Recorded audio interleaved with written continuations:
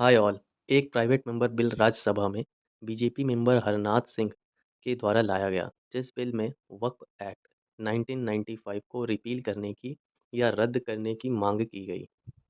इस बिल को प्रेजेंट करते हुए हरनाथ सिंह ने दो उदाहरण दिए, जिसमें उन्होंने कहा कि तमिलनाडु की तिरुचि के एक गांव में जहां कुल 7 से 8 मुस्लिम परिवार रहते हैं, उस गांव की पूरी जमीन को वक्फ बोर्ड ने अपने प्रॉपर्टी डिक्लेयर कर दिया, जिससे लोगों को परेशानी हुई।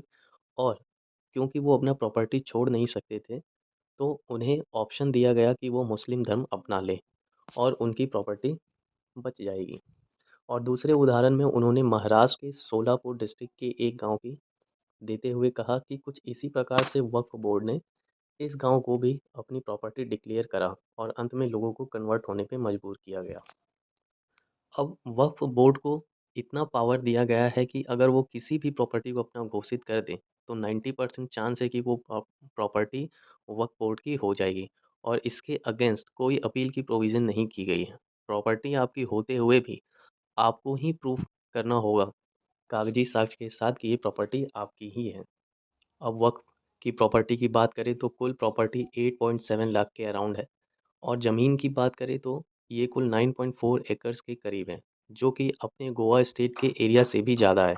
और भारत में आर्म फोर्स और रेलवे के बाद सबसे ज़्यादा प्रॉपर्टी वक्फ के पास है।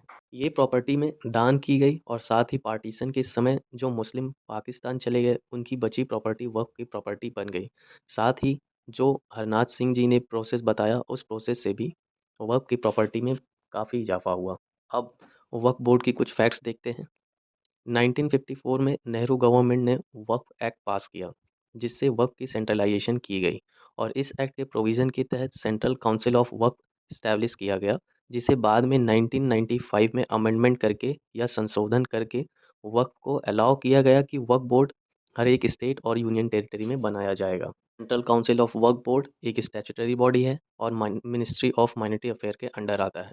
और ये सेंट्रल गवर्नमेंट की एडवाइजरी बॉडी है जो वक्फ के प्रॉपर्टी की एडमिनिस्ट्रेशन करती है। और इस काउंसिल में एक चेयरमैन होते हैं जो कि यूनियन मिनिस्टर होंगे। और साथ ही काउंसिल में गवर्नमेंट चाहे तो मेंबर्स को अपॉइंट कर सकती है। और ऐसे मेंबर की कुल संख्या 20 से ज़्यादा नहीं होनी चाहिए। तो यहाँ तक हमने वक्फ बोर्ड और उससे रिलेटेड प्राइवेट बिल को देखा। नेक्स्ट वीडियो में हम लोग प्राइवेट और पब्लिक बिल पे डिस्कस करेंगे। तो इस वीडियो में इतना ही। मिलते हैं नेक्स्ट वीडियो में। Thank you.